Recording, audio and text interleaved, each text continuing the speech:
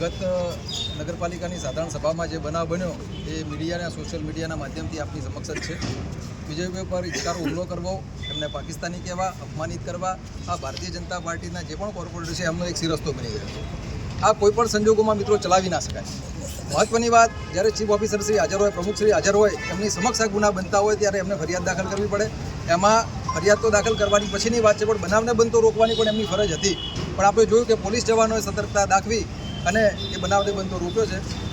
ત્યારે ચીફ ઓફિસરશ્રીએ ફરિયાદ દાખલ ના કરતા, કોઈ એક્શન ના લેતા, અમે એક ફરિયાદ ચીફ ઓફિસરશ્રીને આપી કે તમે આની અંદર ફોજદારી ગુનો નોંધાવો, કારણ કે આ ફોજદારી કૃત્ય બનેલું છે. તેમ છતાં આજ દિન સુધી એ બાબતે કોઈ કાર્યવાહી ના થતાં આજરોજ અમે આવેદનપત્ર આપી ચીફ ઓફિસરને સૂચિત કરીએ છીએ કે તમે આ બાબતે ફોજદારી કાર્યવાહી કરો છો કે પછી અમે તમને પણ આની મદદગારીમાં લઈ આરોપી તરીકે તમારા ઉપર પણ એમની સાથે જે બે સમયે જે કૃત્ય કર્યું છે, એ કોર્પોરેટર છે ને અનધિકૃત વ્યક્તિ છે, નગરપાલિકાની અંદર જે અપેક્ષિત નથી, એ લોકોએ જે ફોજદારી કૃત્ય કર્યું છે એમાં તમારી પણ સંમતિ હોઈ શકે છે એવું માનીને તમને પણ આરોપી તરીકે લઈને તમને પણ અમે કટેરામાં ઊભા રાખશું.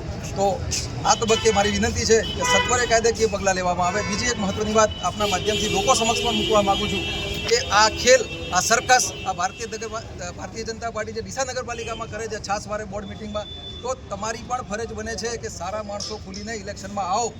ભલે કોઈ પણ પાર્ટી હોય, સારા માણસો અપેક્ષિત છે.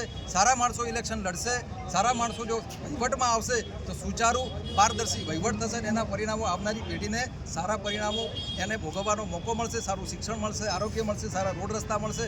અને મહત્ત્વની વાત, અત્યારે લોકોના મનમાં એક માનસિકતા છે કે કોર્પોરેટરને કહીએ તો જ કામ થાય. ભાઈ, એવું નથી. ડીસા નગરપાલિકામાં તમે ડાયરેક્ટ રજૂઆત કરી શકો છો. બીજી વાત, કોર્પોરેટર માત્ર કંઈ ગટર, પાણી, લાઇટ પૂરતા જ નથી હોતા. કરોડોના જે અહીંયા વહીવટ આવે છે એની અંદર એમને પોતે પારદર્શી અને પ્રામાણિકપણે વહીવટ પણ કરવાનો હોય છે. જો તમારો કોર્પોરેટર જો ના કરતો હોય તો એને ચૂંટશો નહીં મિત્રો.